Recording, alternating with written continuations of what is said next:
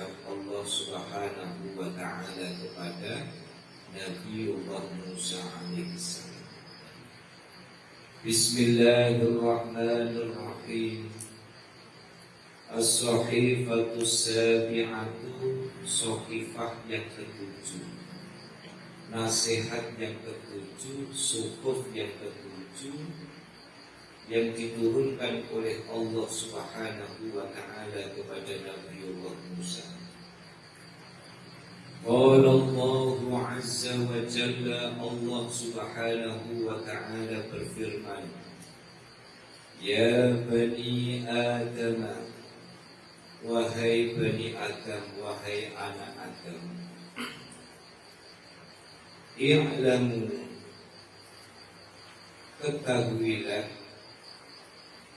anni lam akhluqkum abatha, sesungguhnya aku menciptakan kalian tanpa ada kesia-siaan sedikit pun. Jadi tidak ada apapun yang diciptakan oleh Allah, entah itu menyenangkan, entah itu tidak, entah itu membahagiakan, entah itu tidak, entah bisa dirasakan nikmat atau tidak. Percayalah bahwa Allah itu sedang memberikan hikmah terbesar di dalam hidup kita. Makanya rumusnya itu jangan kebanyakan ngatur Tuhan, jangan kebanyakan ngatur Allah dengan merasa bahwa rumus kita itu yang terbaik.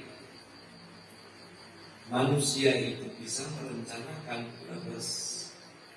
Manusia itu boleh memiliki keinginan, memiliki cita-cita leres. Tetapi percayalah bahwa karena takdir terbaik itu apa yang hari ini kita jalani. Bisa jadi kalau takdirnya Bu Suci itu ternyata nonton sinetron, dia selalu ada cara mau ke sini dibeli value. Ya, pintunya dikunci, kuncinya diumpet misalnya. Oh ternyata takdirku nonton sinetron. Jadi ketika Allah itu menciptakan kita dengan segala kondisi yang kita jalani hari ini, percayalah Bapak Ibu, lam akhluqkum abasa, tidak ada sesuatu yang percuma, tidak ada sesuatu yang sia-sia, karena Allah sudah memberikan penegasan Rabbana ma khalaqta hadza batila. Tidak ada sesuatu yang batil, tidak ada sesuatu yang sia-sia. Apa yang menyedihkan panjenengan? Jangan-jangan Allah sedang menyimpan kejutan terbaik di dalam hidup kita. Jangan-jangan sesuatu yang panjenengan tidak senangi, ternyata itu hanya persoalan waktu. Allah akan memberikan kejutan suatu hal. Makanya di sini Allah menyebutkan ya'lamu anni lam akhluqkum abatha. Jadi aku tidak menciptakan kalian sesuatu yang tanpa pelajaran, tanpa hikmah, tanpa satu pelajaran berharga di dalam hidup. Makanya bahasa ngatur pangeran itu seringkali kita merasa bahwa hitung-hitungan rumus yang kita lakukan itu terbaik.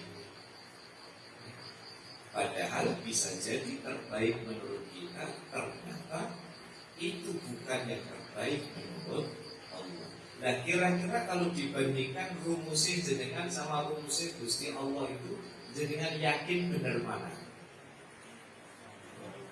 Yakin betul? Oh betul pakai yakin jawabnya. Yakin mana? Yakin bahwa rumus terbaik, takdir terbaik ya yang sudah ditentukan oleh Allah Subhanahu. Wala khalaqtukum salah. Dan aku juga tidak menciptakan rintangan di dalam hidup kalian. Rintangan ini maksudnya apa? Gusti Allah tidak pernah ngaling-ngalingi kita, menghalang-halangi keinginan kita, itu tidak pernah. Kalaupun kita, menurut bahasa kita itu terhalang, itu karena Allah sedang membelokkan kita kepada jalan yang lebih baik. Gusti, saya ingin mendapatkan A. Ternyata selalu banyak cara Allah menunda sehingga kita tidak mendapatkan A, karena Allah sedang memilihkan B di dalam hidup. Wala ana ghafilun amma ta'malun. Aku tidak pernah melupakan apapun yang kalian lakukan. Makanya perkara baik itu pasti membawa kebaikan. Seperti kajian sebelumnya, siapa yang menanam, maka dia yang akan memanen. Dan Allah itu tidak pernah melupakan Bapak Ibu. Kalau jenengan ingat dawuh man salaka, ya, man salaka tariqan yaltamisu fihi al-'ilm sahhalallahu tariqahu ila jannah. Barang siapa kok mau ringan datang ke majelis ilmu, ini janjinya Rasulullah. Orang dimudahkan datang ke majelis ilmu, itu pertanda bahwa dia akan dimudahkan dalam urusan masuk surga. Amin ini muatu ya ini. Ini sih janji Kanjeng Nabi. Kok gampang datang ke majelis ilmu, itu berarti pertanda kita digampangkan urusan masuk surga. Kan Ibnu Jauzi itu nanti ditangkleti kali sahabat ini. Kulo niki kok bingung dalane mlebu swarga niku priku. Akhirnya nopo diparingi pesen. Dalane gampang mlebu swarga niku gampang dalam urusan hadir ke majelis ilmu. Rasulullah nate pesen kali para sahabatnya, wahai sahabatku, kapan kau berjalan dan di situ melihat taman surga, maka berbeloklah, bergabunglah. Lalu para sahabat tanya, loh, taman surga itu apa Rasul? Taman surga itu adalah majelis yang di situ kalimah-kalimah Allah itu disebut, dilantunkan. Majelis yang di situ membahas tentang masalah ilmu. Percayalah Bapak Ibu, kalau Kanjeng Nabi yang sudah dawuh, Kanjeng Nabi yang sudah garansi, meskipun tidurnya jenengan ini tertunda 1,5 jam, insya Allah 1,5 jam ini nanti di hadapan Allah akan menjadi sesuatu yang sangat berarti. Akhirnya jenengan ketemu heran. Ningali kadang tiang itu kok pengajian sedure wangi susah-susah mungkin itu. Karena mereka merasakan kedamaian bahwa oh ternyata hadir di majelis ilmu itu berkahnya itu luar biasa. Yang merasakan siapa? Dia yang merasakan itu. Makanya ketika Allah menyebutkan wala ana ghafilun amma ta'malun, Allah tidak pernah lupa dengan apa yang panjenengan kerjakan. Sinten sing nggawa kacang, mangke wonten totalan itu mriku. Sinten sing nggawa iki pupuk gadung deh. Gadung apa omping Jawa. Gadung kan ming Jawa. Sinten sing nggawa gadung? Jangan-jangan kerupuk gadung iki sing nyebabno dengan lewat Siratal Mustaqim iku lancar kaya lewat jalan tol Solo. Ambil buat kita nggawa kerupuk gadung. Wonten kacang, wonten tahu susur, wonten kek, wonten teh panas, ono sing kopi, gitu. Jadi jurusan kopi, jurusan teh, jurusan gadung, jurusan kacang. Loh, Bapak Ibu, ini loh sebenarnya yang menjadi kunci kenapa as-shadaqatu tadfa'ul balak. Sedekah itu bisa tolak balak itu karena apa? Karena jangan-jangan kacang ini yang menyelamatkan hidup kita. Jangan-jangan gara-gara tumbas kacang apa sih? Kacang asin. Iya, kacang kulit Pak, itu ada kulitnya. Pak Pur Pak tinggal kulit itu? Oh, belum disegel.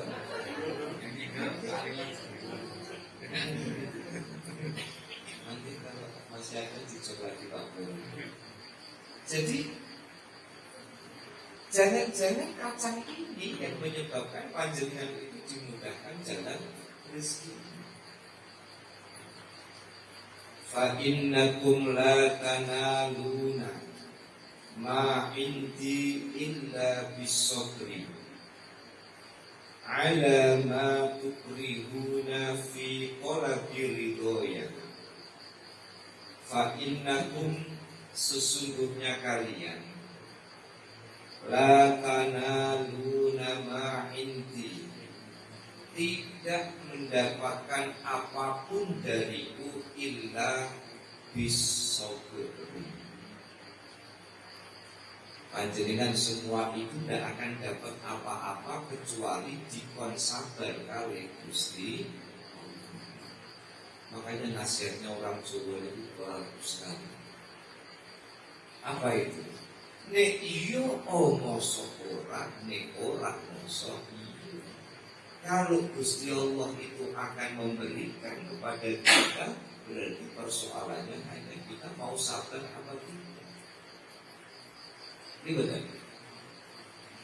Sabarnya orang sakit, percayalah bahwa pada akhirnya Allah akan memberikan happy ending, akhir yang terbaik.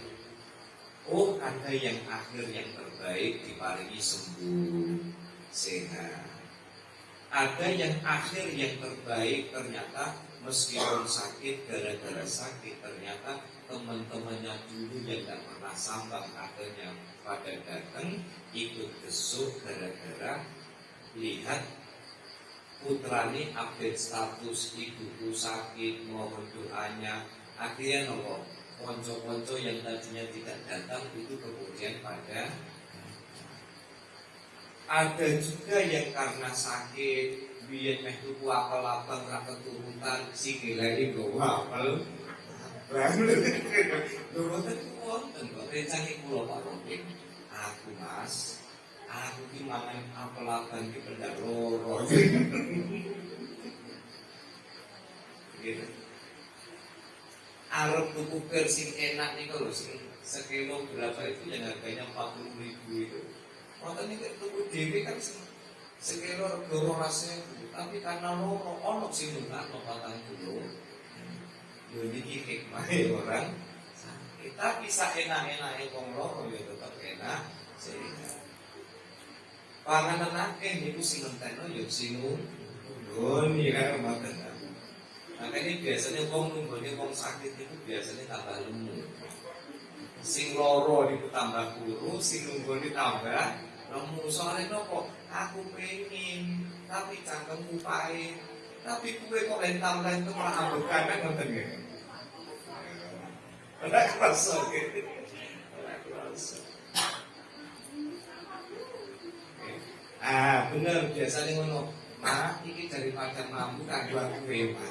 Iki ora awet iki Mak, kan ngoten. Mak, iki lewano sing teko nggawa martabak. Mak, martabak itu paling enak hangat-hangat, mak. Bareng ngono sing loro tangi wis karek kerduse.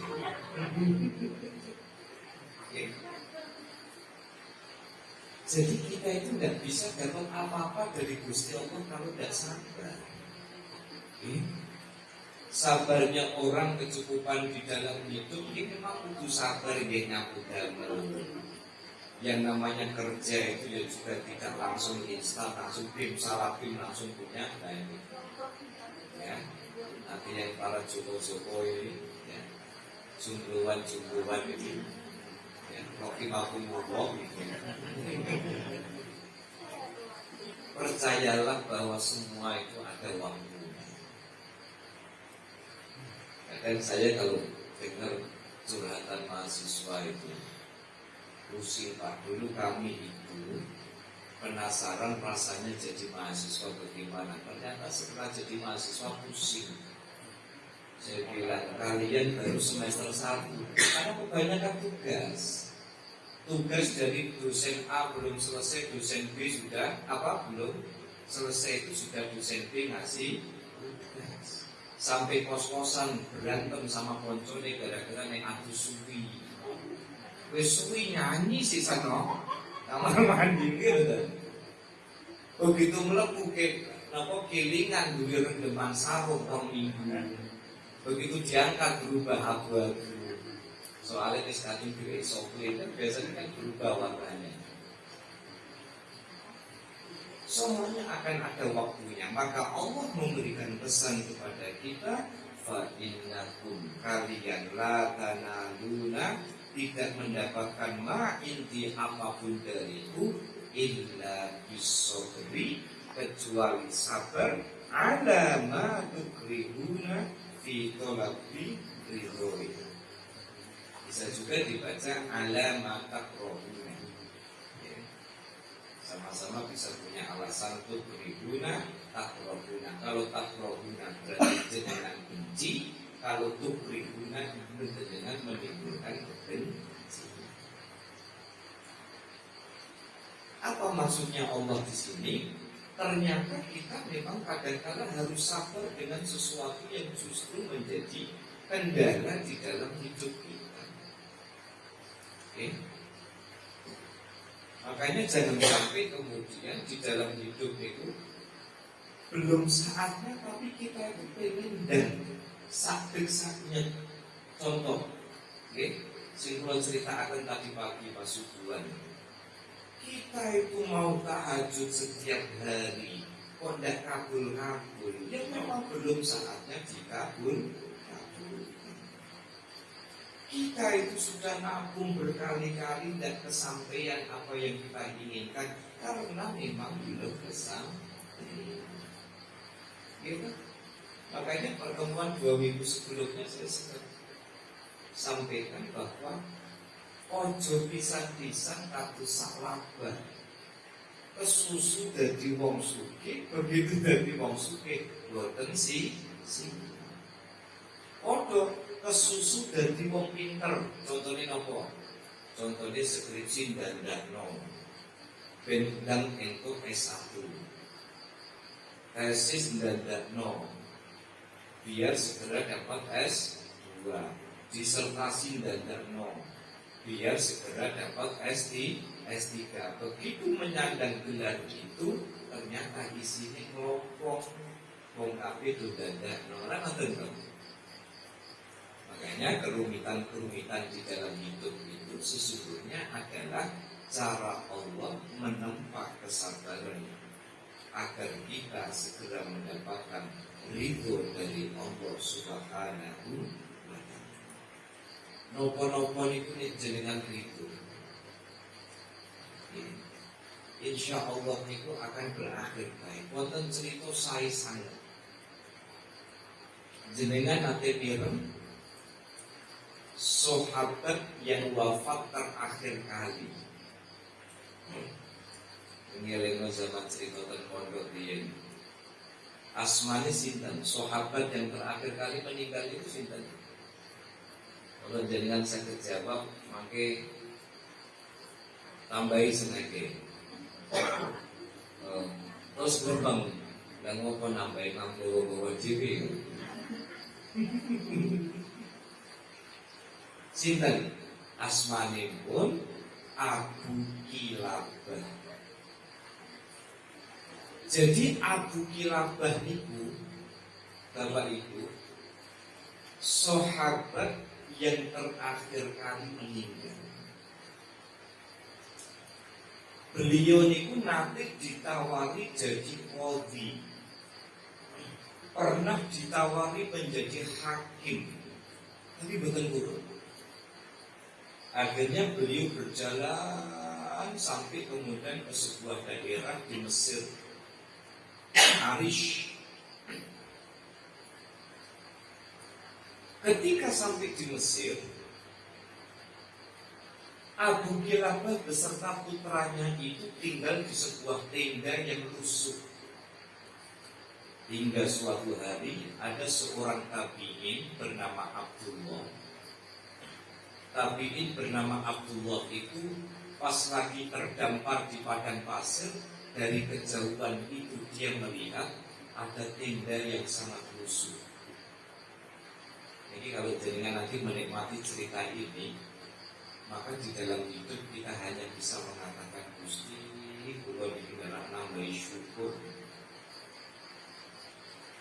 Begitu Abdullah mendekat ke kemah yang lusuh itu, begitu masuk ternyata nopo mendapati Abu Kilabah itu dalam keadaan terbaring, matanya buta, kakinya bengkak, tangannya itu tidak bisa digerakkan, dan dari lisannya itu hanya memuji kalimat Allah, Alhamdulillah, Alhamdulillah, Alhamdulillah.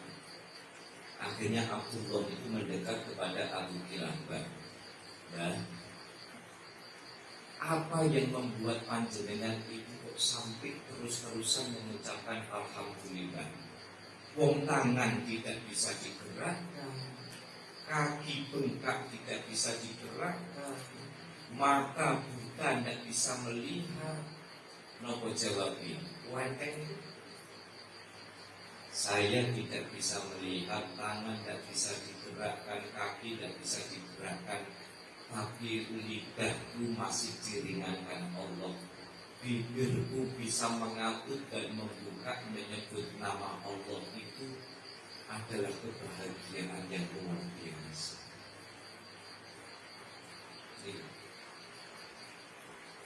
Kamu, kata Abi Kilabah kepada Abdullah, bisa bayangin enggak? Kalau bukan karena kasih sayangnya Allah, kalau bukan karena ridhonya Allah, bisa jadi saya yang tidak bisa jalan kok diterkam singa.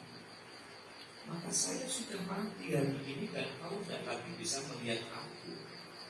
Maka aku masih bisa mengucapkan Allah, Allah, Allah, Alhamdulillah, Alhamdulillah. Itu kebahagiaan yang luar biasa.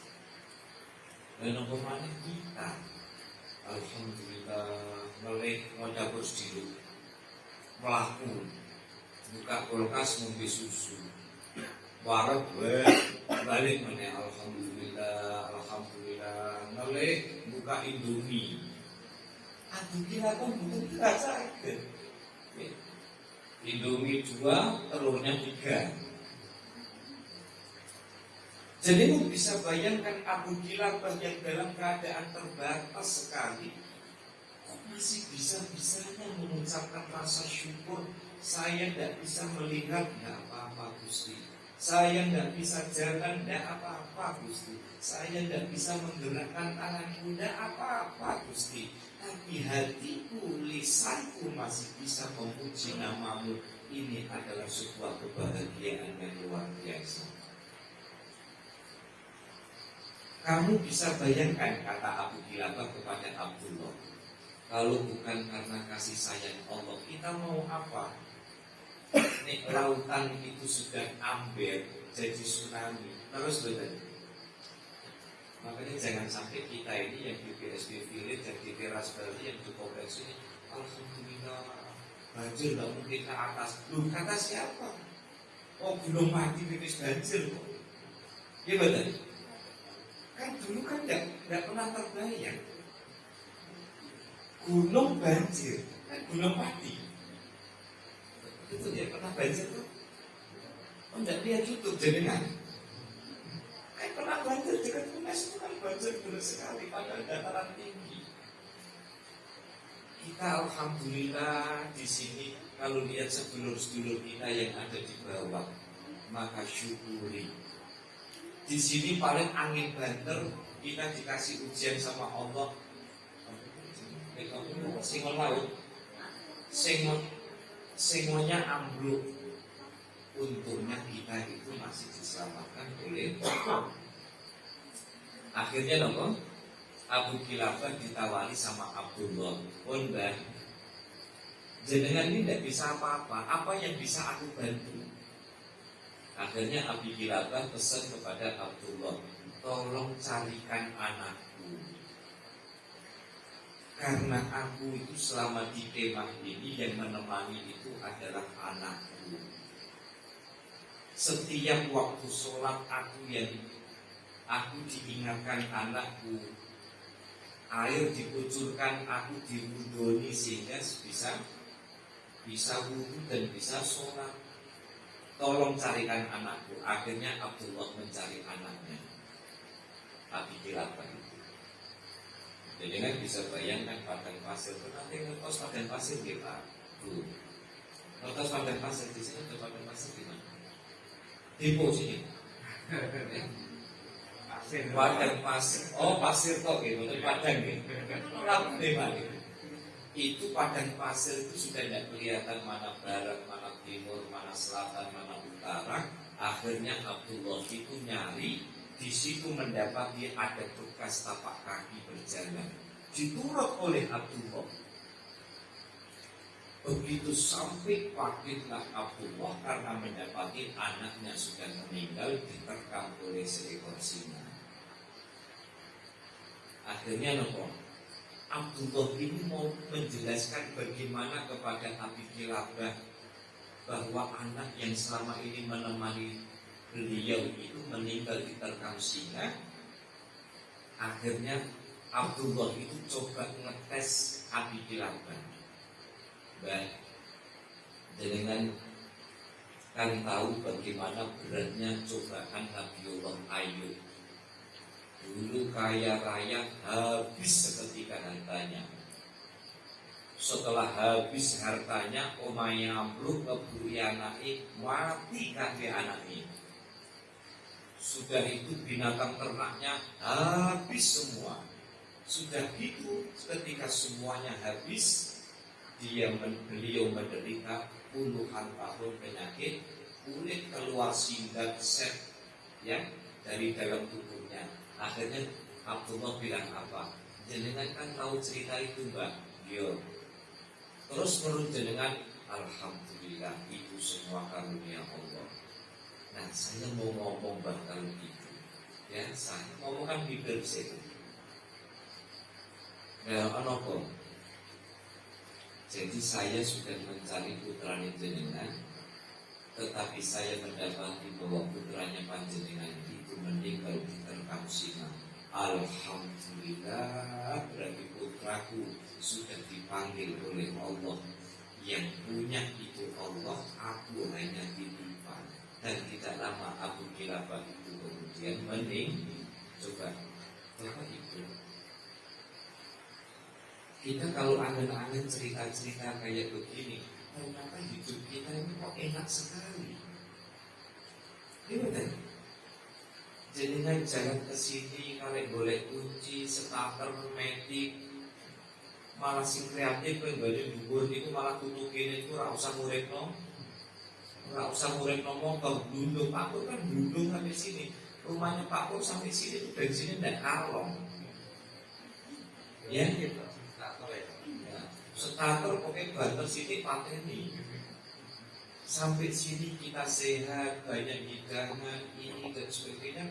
Maka yuk, saya mulai dari pribadi saya ngajak jenengan semua bahwa kesulitan di dalam hidup jangan menghalangi rasa syukur kita kepada Allah Subhanahu. Fasabru ala ta'ati aisarun alaikum minas sabri ala ma'siyati. Fasabru ala ta'ati, sabar dalam ketaatan kepadaku. Apa maksudnya? Selalu berbuat baik, berusaha menjadi orang baik. Aisarun alaikum, aisaru alaikum minas sabri ala maksiyati. Itu jauh lebih mudah daripada maksiat kepadaku. Jadi Bapak Ibu, kita itu sebenarnya makan halal itu jauh lebih murah. Cobi sego pecel itu yang menjadi sari berapa Bu Suci? 10.000. Terus lumpur lapindonya Mbak Ririn itu satu berapa? 3.000. Itu aja masih suka dapat bonus. Itu apa lagi? Ada Mas Bedi tapi jadi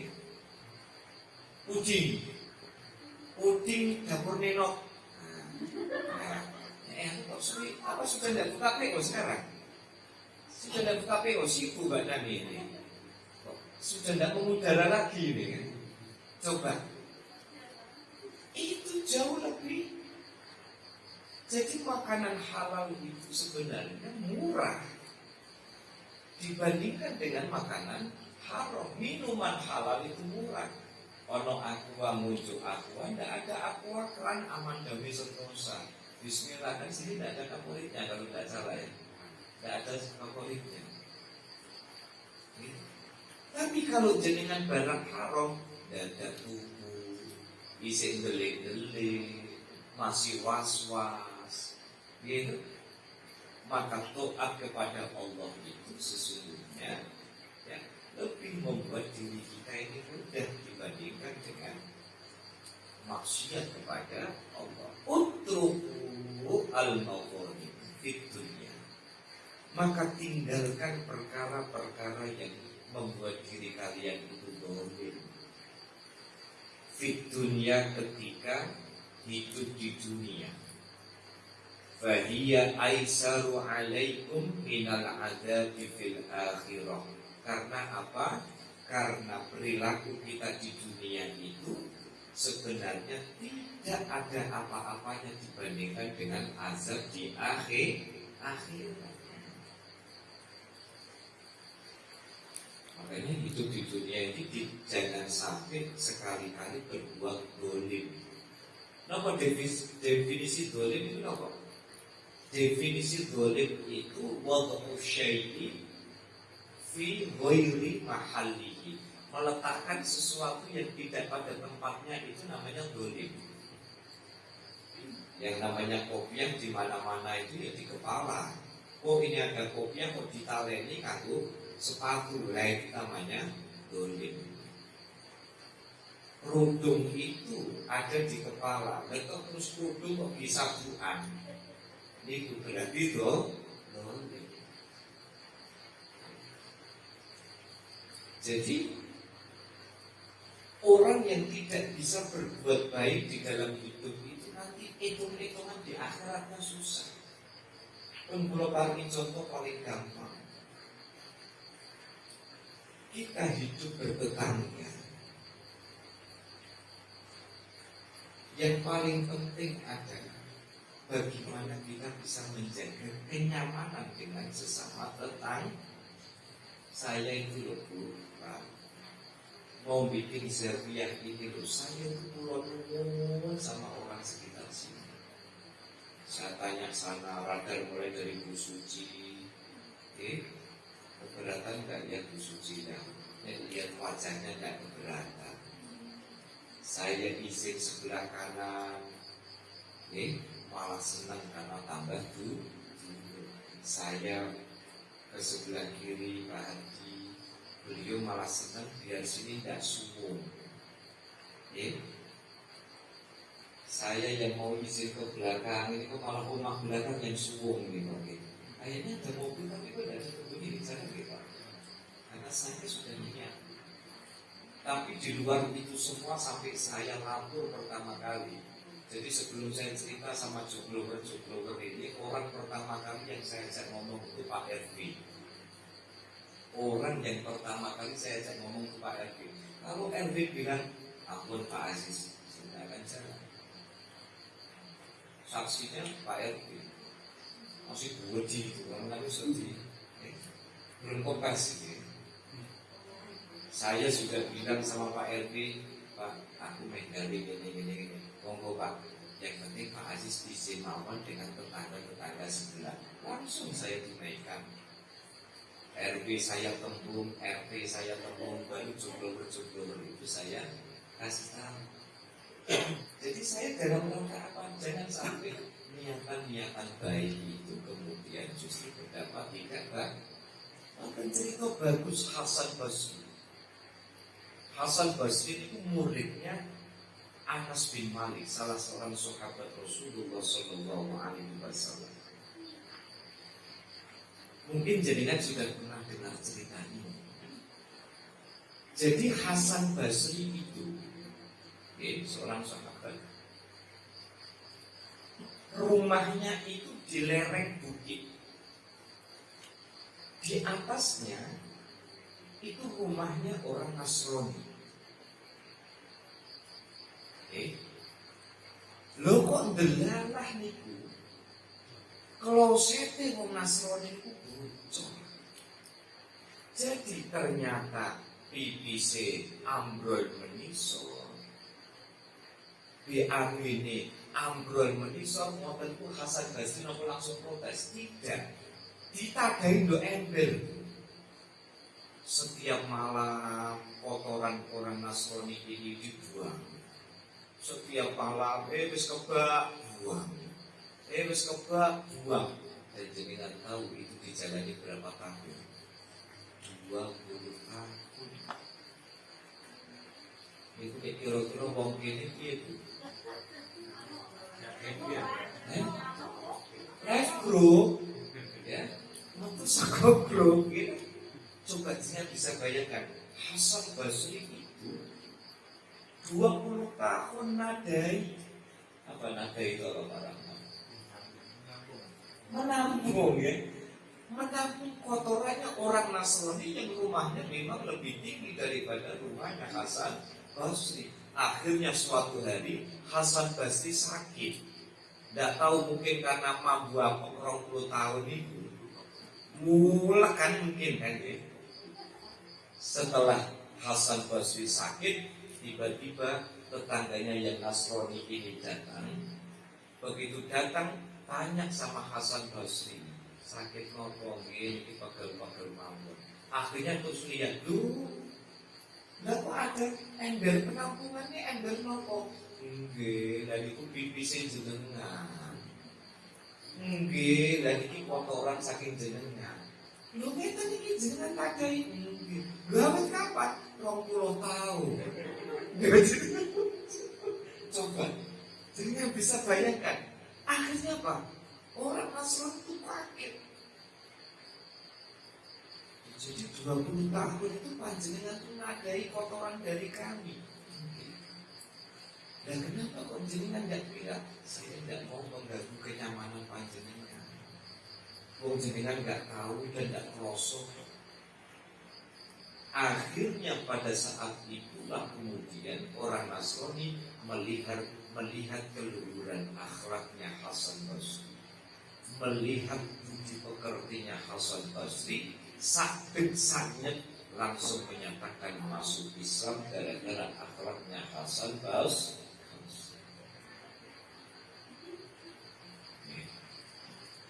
Makanya kadang kalau kita lihat begitu di dalam kehidupan ini memang tidak mudah. Gimana itu? Ya. Jadi misalnya kok parkirannya motot sidik, motot Mister Malung, gitu kan? Ya. Jadi tinggalkan perkara-perkara yang membuat kita boleh, jangan bikin berat urusan dengan tetangga. Kalau bapak saya itu, ibu saya dulu itu kalau suka pesan sama saya itu, Wisna menang ngalah jadi, ya, menang ngalah, ini iso ditahan itu ditahan. Kenapa?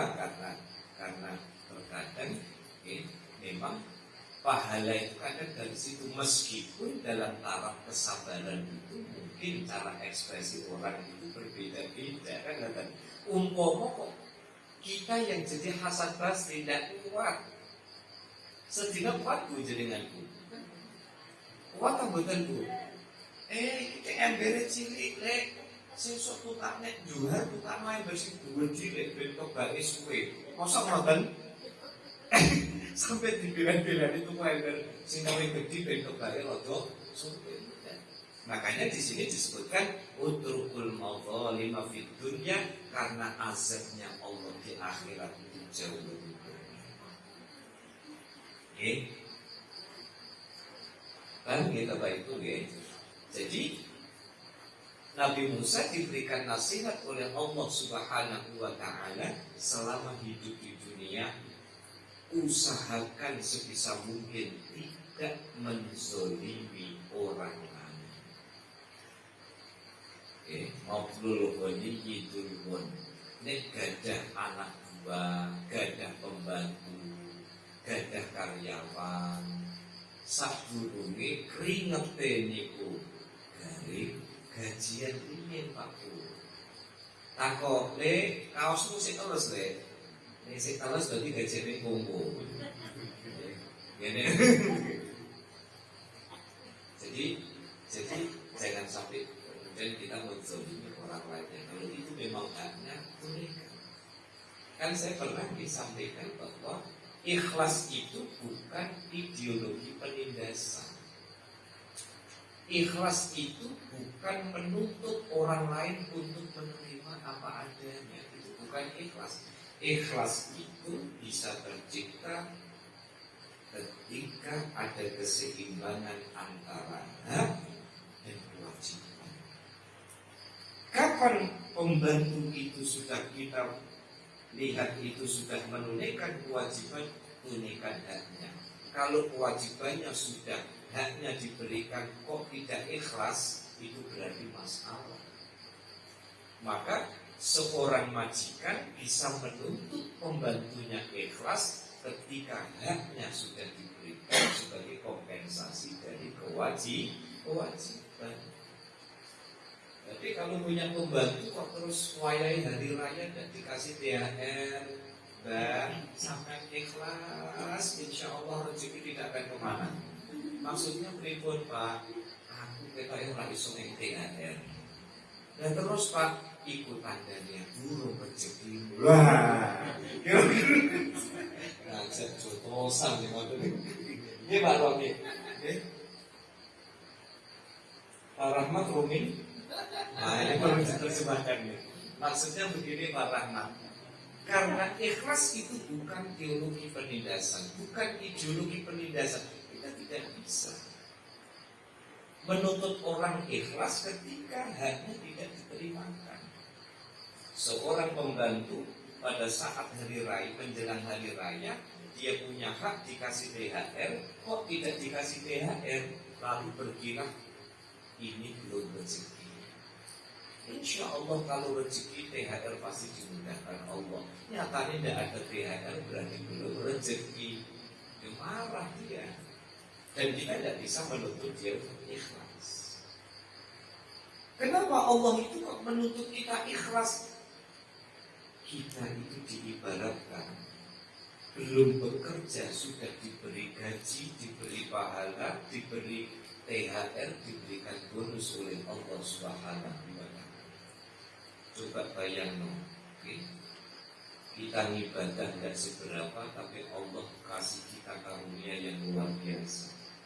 Kalau dengan bandingkan dengan api kilabah tadi, kok ada orang kok sampai sedemikian ridho dan syukurnya kepada Allah Subhanahu. Ya Bani Adam, wahai Bani Adam, kullukum dhallun, illa man hadaitu. Semua dari kalian itu tersesat kecuali mereka yang aku berikan petunjuk.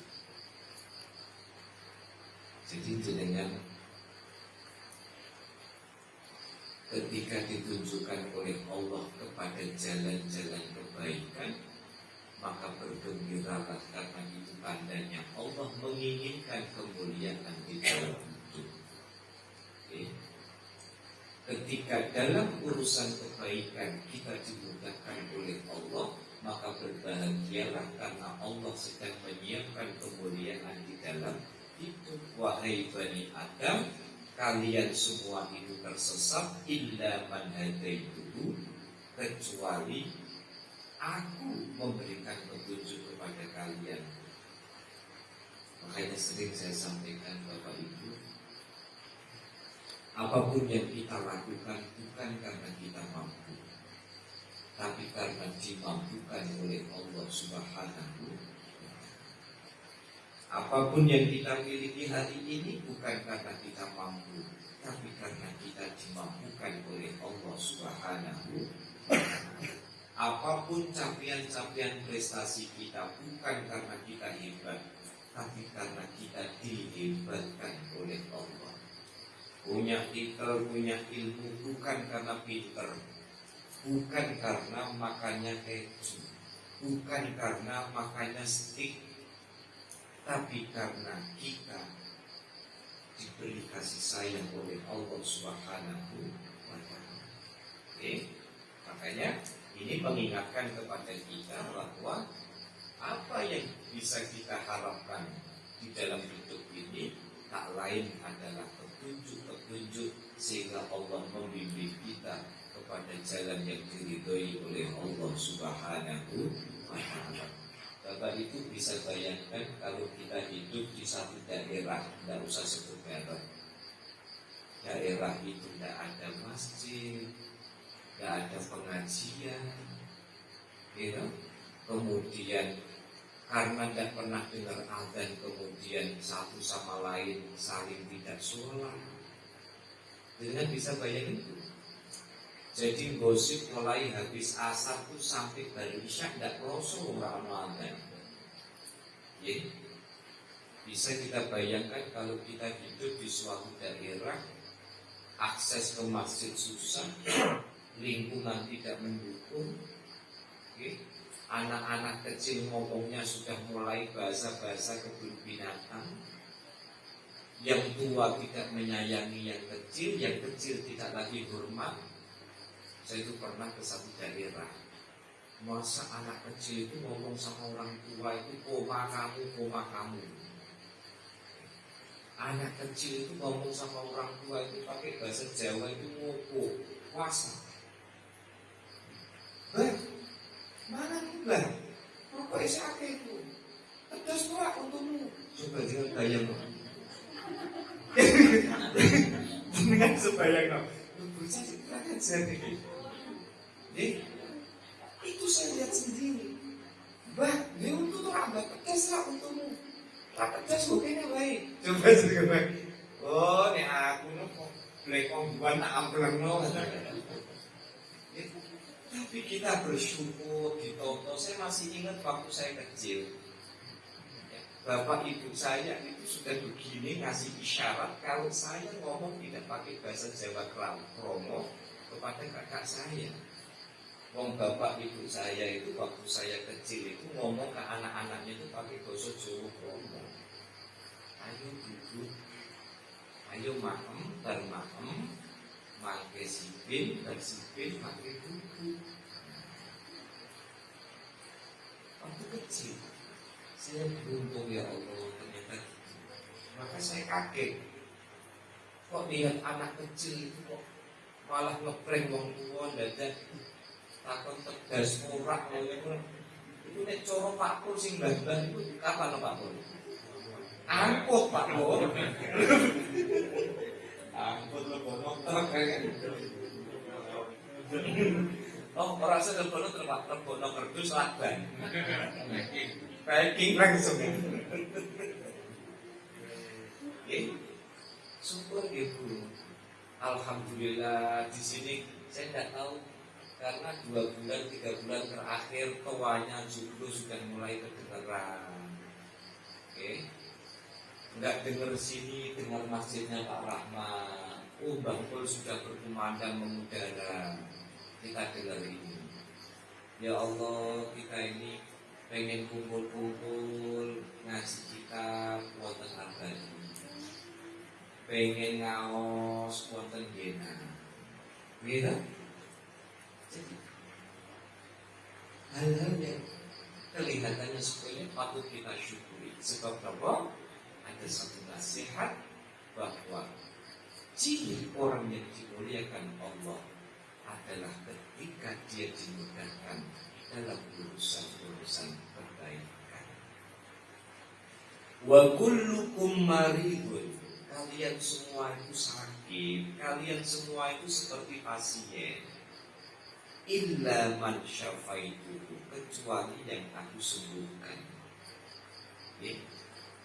Jadi kalau jenengan sehat, pakai kang sembuh-sembuh siki. Ini kita kan. Apa meneh kowe enak ibu sembuh karo perhatian gadung. Sehat. Pikiran kita siap. Bapak Ibu jenengan terus. Ada orang yang kelihatannya secara fisik sehat, ternyata secara psikis dia tidak sehat. Karena apa? Terlalu banyak beban di dalam hidup. La yukallifullahu nafsan illa wus'aha. Tidak mungkin beban yang diberikan Allah itu melebihi daya kekuatan kita. Jadi kan nanti bu, rasa berat sekali nanti betul. Nanti betul. Mungkin nanti. Tapi nyatanya lulus tuh. Lulus betul. Oh, kan lihat wajah kan tidak ada tersirat ada masalah kan tidak ada senang gilu-gilu kabeh. Ya itu cobainnya aku bilang busuk sini kan tidak ada masalah wajahnya itu cerah. Saya itu belum pernah lihat busuk cimrangmut itu belum pernah. Kok perasaan di esok ketemu dalan guyu. Padahal prakarya putrane itu ketinggal. Niki Pak balik prakaryane keri senyum. Ketemu orang senyum. Laporan Jumat berkat senyum. Kata orang waktu ini tandanya nopo. Bu Suci ini selalu lulus di dalam menjalani setiap episode kehidupan. Kesulitan di dalam hidup adalah bagian dari episode-episode yang harus kita lalui karena Allah sedang ingin menguji kita. Apakah kita lulus dan berhak mendapatkan sertifikat kelulusan dari Allah atau tidak? Saya tak cerita, saya dulu ketika di Besar pernah dapat musibah besar sekali. Kalau bukan karena saya masih punya iman, kalau bukan karena saya masih meyakini Allah itu welas asih, mungkin saya tidak ketemu jenengan. Akhirnya kan kemudian ya Allah terima kasih saya pernah kok melewati masa itu. Kalau saya lihat ada anak mahasiswa mengeluh, saya bilang aku wis rampung deh. Susahnya dulu menempuh S1 di negeri orang di mana khatam saya. Susahnya S2 itu khatam saya. Karena kuliah dulu itu kan nggak kayak kuliah sekarang. Kuliah dulu itu kan dosennya sepo-sepo, gitu, tugasnya banyak, saklek. Ketika menempuh S3 tidak mudah sama sekali, tetapi Allah memberikan jalan. Itu artinya apa? Artinya kita sesungguhnya sudah disiapkan sertifikat, tinggal kita sampai finish atau tidak. Termasuk kita dianggap semua dari kalian itu sakit, kecuali Allah sudah memberikan obat. Kalian semua sakit, kecuali mereka yang memang aku kehendaki, aku beri obat sehingga sembuh. Dan kita termasuk orang-orang terpilih yang mendapatkan itu. Wa kullukum fakirun. kalian semua itu orang fakir, illa man aghnaitu, kecuali orang yang memang aku kehendaki hidup cukup. Wa kullukum halikun, kalian semua itu akan terperosok di dalam kerusakan, illa man anjaituhu, kecuali itu semua orang-orang yang aku selamatkan. Jadi semuanya itu dianggap sebagai orang yang terjerumus di dalam kerusakan, kecuali ada hamba-hamba Allah yang diselamatkan oleh Allah Subhanahu wa ta'ala. Wa kullukum musii'un illa man asabtuhu, kalian semua itu berlaku buruk kecuali aku menghendaki orang yang aku jaga. Dan itu contohnya ya. Misalnya saya kasih contoh Pak Pur misalnya. Pak Pur hidup di satu komplek, muaku kabeh Pak Pur itu, warung kabeh Pak Pur itu, boten sing sholat, kumpulan RT itu dua jejer itu, kopi miring, yang macam-macam, ono teh ra ono teh, botol kabeh ini. Nah, akhirnya Pak, habis itu kemudian ya, Pak Pur mungkin nggak nih, Pak Pur itu mulai dari injek-injek itu. Terus Pak Pur, Siti, recep-recep enak Pak Pur, pahit kan gitu kan. Akhirnya lama-lama. Kalau kita kemudian masuk dalam kategori ilaman asomtu, kita dijaga oleh Allah Subhanahu wa ta'ala. Lingkungan kita baik, wajah-wajah surga banyak hadir di sini. Dalam wajah jadi kan wajah-wajah ayam. Tapi ini kalau ditanya rata-rata orang kalau hadir di ngaji itu wajahnya kok berseri-seri. Mbok makanya boleh ngaji. Tapi kalau ditanya di setiap majelis pengajian itu orang hadir di majelis pengajian itu berseri-seri. Kenapa? Minimal dalam rentang waktu kita ngaji itu kita dilupakan oleh Allah tentang persoalan-persoalan di dalam hidup ini. Tapi apa? Janji Allah, barang siapa hadir dalam majelis ilmu, insya Allah kalaupun ada kesulitan akan diringankan oleh Allah Subhanahu wa ta'ala. Maka apa yang harus kita lakukan? Fatubu ilallahi yarhamkum. Taubatlah kepada Allah, niscaya kalian akan diberikan curahan kasih sayang oleh Allah. Jadi ngata-ngata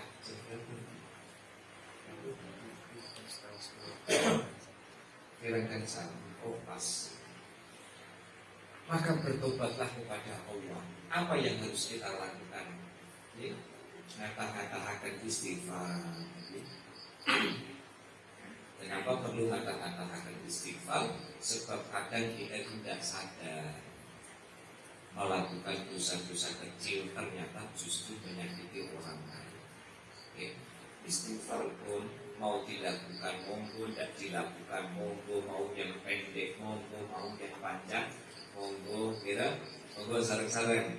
Astaghfirullah Rabbal baraya, astaghfirullah minal khataya, Rabbi zidni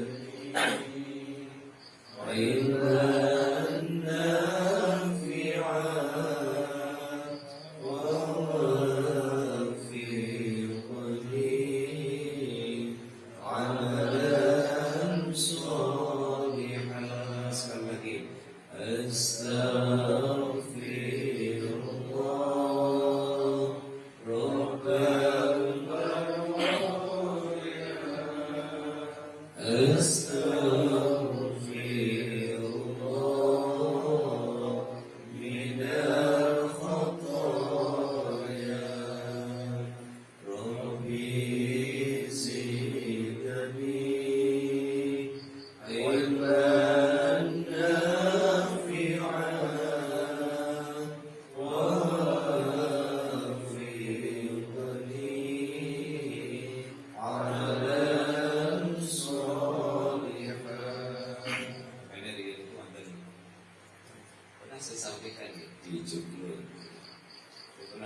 ijazah itu. Dan itu ijazah amat sebenarnya, ijazah umum. Jadi dibaca antara sholat qobliyah subuh dengan sholat qomatnya subuh. Ya, subhanallah wa bihamdihi subhanallahil azim astaghfirullah subhanallah wa bihamdihi subhanallahil azim astaghfirullah.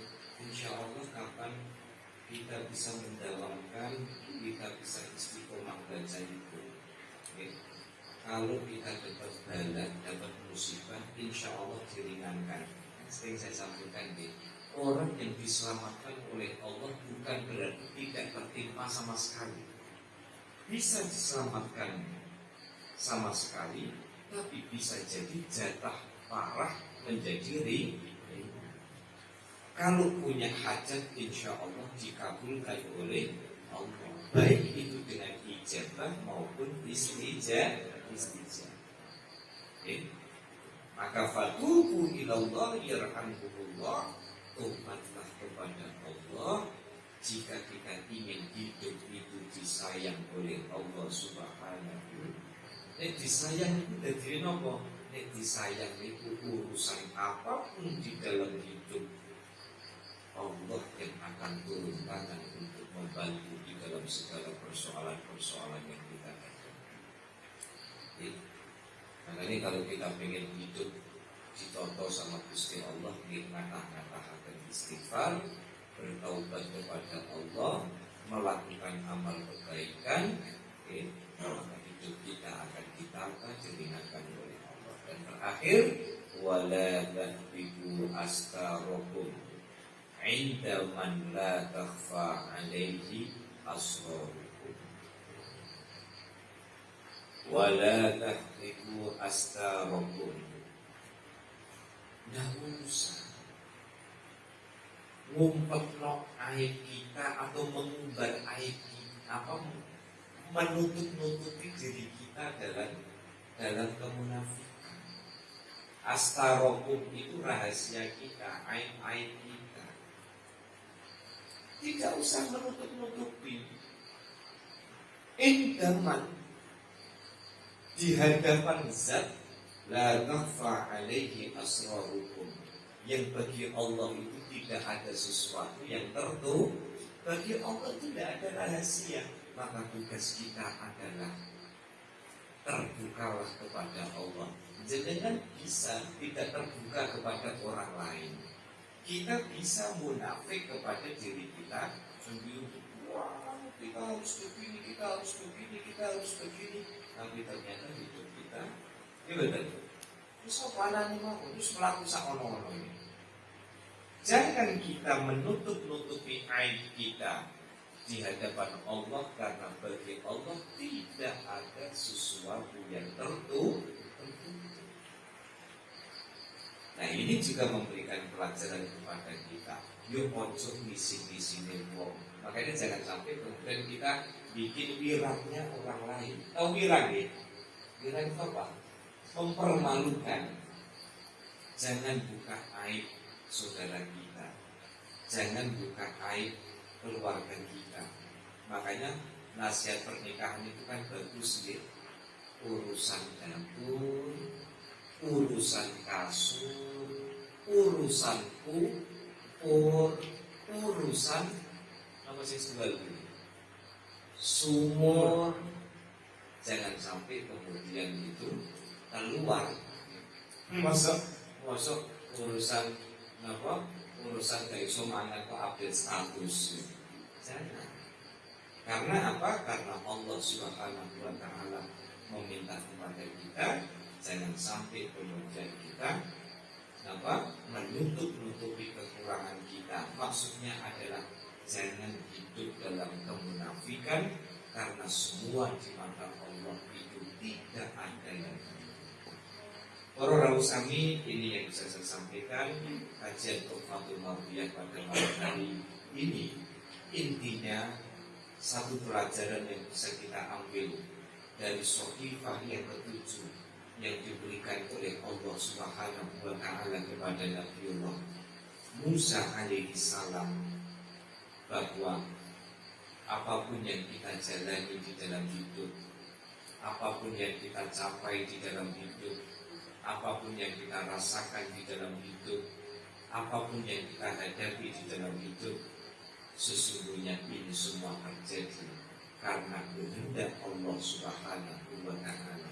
Karena ini kehendak terbaik dari Allah, maka hadirkan prasangka baik di dalam kehidupan kita, sehingga Allah akan senantiasa melimpahkan keberkahan, melimpahkan kebaikan kepada kita. Amin. Allahumma amin. Al-Fatihah. A'udzu billahi minasyaitonir rajim. Bismillahirrahmanirrahim. Alhamdulillahi rabbil alamin. Ar-Rahmanir Rahim. Maliki yaumiddin. Iyyaka na'budu wa iyyaka nasta'in. Ihdinas siratal mustaqim. Siratal ladzina an'amta 'alaihim Bismillahirrahmanirrahim. Alhamdulillahirabbil alamin. Wassalatu wassalamu alayka ya sayyidina ya Rasulullah. Amin. ونشكو إليك يا الله بقضاء حوائجنا من حوائج الدين والدنيا والآخرة. اللهم يا الله بارك زاويتنا هذه يا الله، اجعل زاويتنا زاوية مباركة ومحبوبة للجميع. اللهم ألف بين قلوبنا وألف بين قلوب من حضر في هذه الزاوية، واجعل قلوبهم وقلوبهن قلوبا خاشعة وقلوبا مليئة بالمحبوب. اللهم يا الله أنت مقصودنا ورزقنا وذنوبنا، وحسبنا الله ونعم الوكيل، نعم المولى ونعم النصير. ولا حول ولا قوة إلا بالله العلي العظيم. اللهم اغفر لنا ولوالدينا وارحمنا كما ربيانا صغارا. ربنا آتنا في الدنيا حسنة وفي الآخرة حسنة وقنا عذاب النار. والحمد لله رب العالمين.